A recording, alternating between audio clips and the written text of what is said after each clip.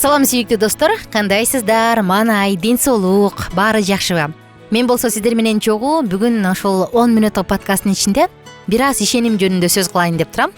Биз негизи адамдар ишеним дегенде эле дароо эле бул диний адамды элестетебиз, негизи дароо эле сакалчаан адамды элестетебиз, же крест тагынган адамды элестетебизби айтор?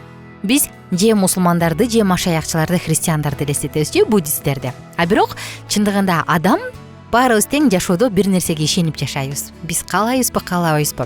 Ата-энебизге таянабыз, ата-энебизге ишенебиз. Жакындарыбызга ишенебиз. Айдын аягында айлык алабыз деп ишенебиз. Айтор биз дайыма ишеним менен, ишенип күтүү менен жашап келебиз, Ошондуктан сураныч сиздерден ушул мен дагы айтат элем, ошо ылдый жакка жазып койсоңуз болот. Сиз эмнеге ишенип жашайсыз? Анан албетте эң жакшы жогорку ишеним бар, бул жаратуучуга болгон ишеним. Элестетиңиз, бул ишеним адамды куткарып да коет экен. Ушул жөнүндө айтып берсем. Бүгүн Рахаб деген сойку аял жөнүндө сөз кылсак деп турам. Сойку дегенде эле биз дароо кимди элестетебиз? Албетте билебиз кимди элестетишти. Анан ушул сойкучулук менен алектенип жүрүп, куткарылып калган аял жөнүндө сөз кылып берейин. Ыйык жазуудан окусак мындай окуя болуптур. Бул болгон окуя. Чалгынчыларды тынчтык менен кабыл алган сойку аял Рахаб ишенгендиги үчүн моюн сунбагандар менен бирге өлгөн эмес.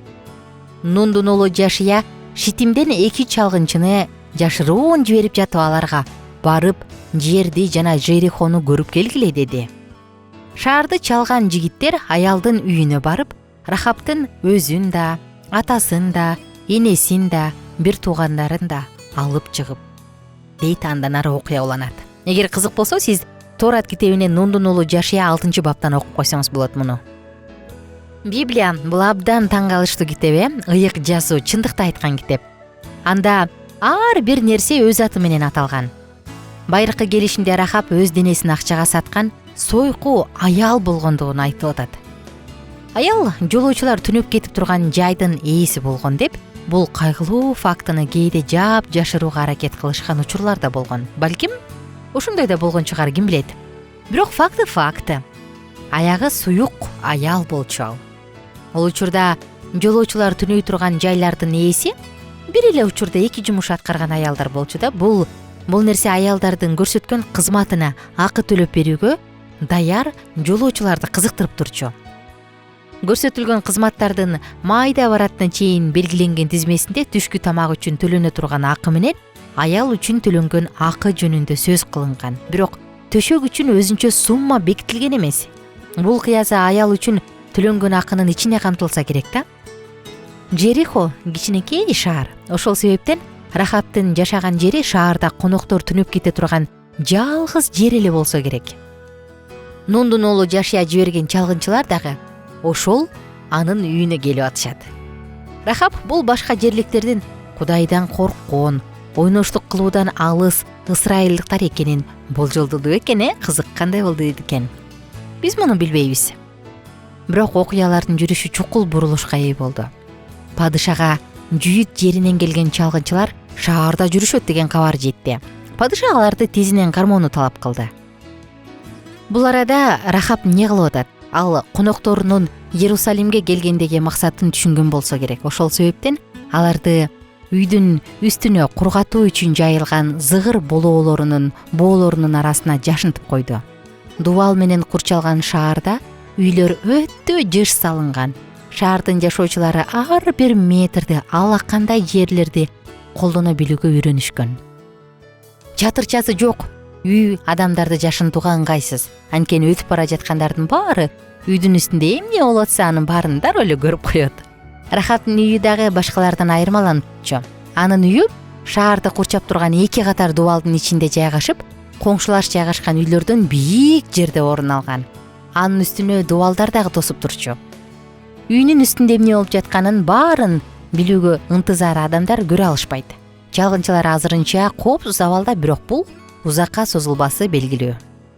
Рахаб падышанын кишилерин амал көйлүк менен кетирип жиберди. Алар тыңчыларды издеп, айланадагы жерлерди баарын тинтип жүрүшкөндө Рахаб ысрайылдыктар менен сүйлөштү. Теңир бул жерди силерге бергенин билем дейт ал. Карасаңыз, анткени силер бизге коркунуч туудурдуңар.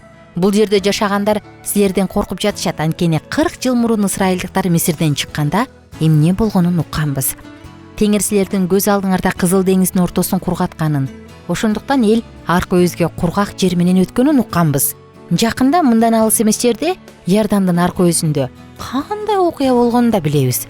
Амурлуктардын 2 падышасы өздөрүнүн чек арасынан өтүп кетишиңерге мүмкүнчүлүк бербей койгонун, бирок бул алар үчүн кандай кыйынчылык алып келгенин да билебиз, деп баягы аял уккандардын баарын төкпөй чачпай айтып берип атат.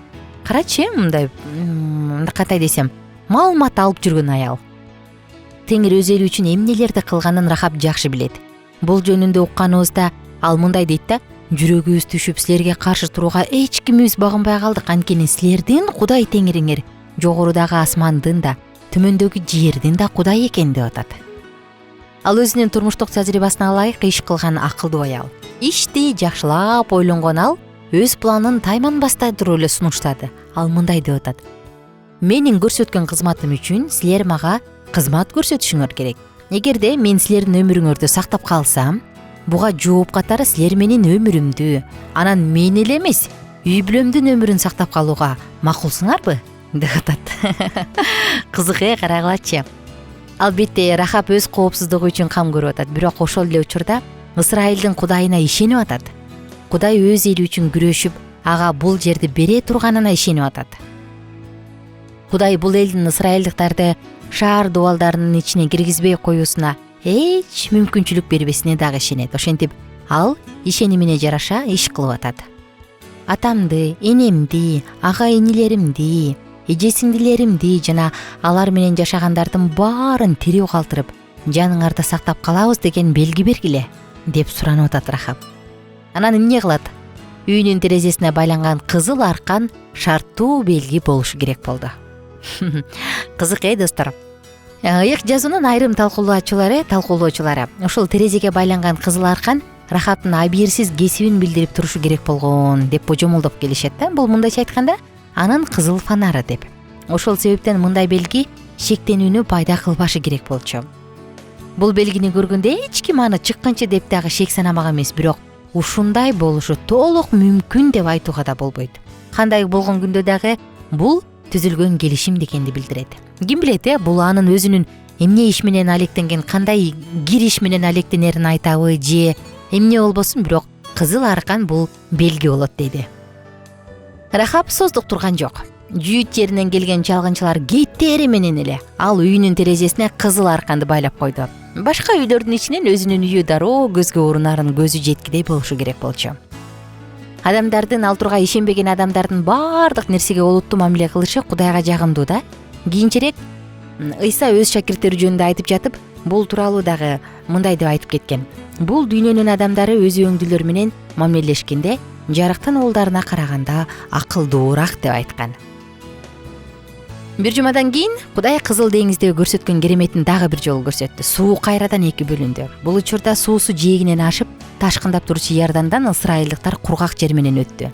Эгерде Рахаптын үйү дубалдын чыгыш тарабынан орун алган болсо, ал бул керемет кандайча болгонун көрмөк. Анткени бардыгы түз жерде орун алган Жерихо шаарынын маңдайында болуп өткөн. Ал жерден Иордан даана көрүнүп турду. Бул окуяны мен алдыдагы подкасттарда дагы кененирээк токтойм. Рахап чын эле куткарылдыбы, ушул кызыл аркан терезесине байлап койгон жакшы эле белги болуп бердиби? Кийинки подкастта сөз кылабыз, андыктан алыстабаңыздар. Жана достор, мүнөтүбүздүн акыркы секундаларында мен баарыңыздарга кайрылгым келет. Алкитап Чекит медиа сайтына катталганды унутпаңыз. Ал жакка катталып биз менен чогуу сонун маалыматтарды угуңуз, биз менен бирге болуңуз. Анан албетте баардык угармандарыбызга көңүлдүү күн каалайм.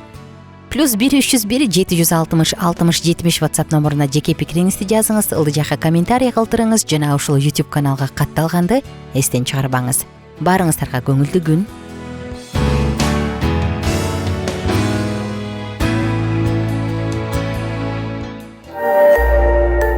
Биздин сабактар менен кененирээк Алкитап Чекит медиа сайтынан таанышыңыз.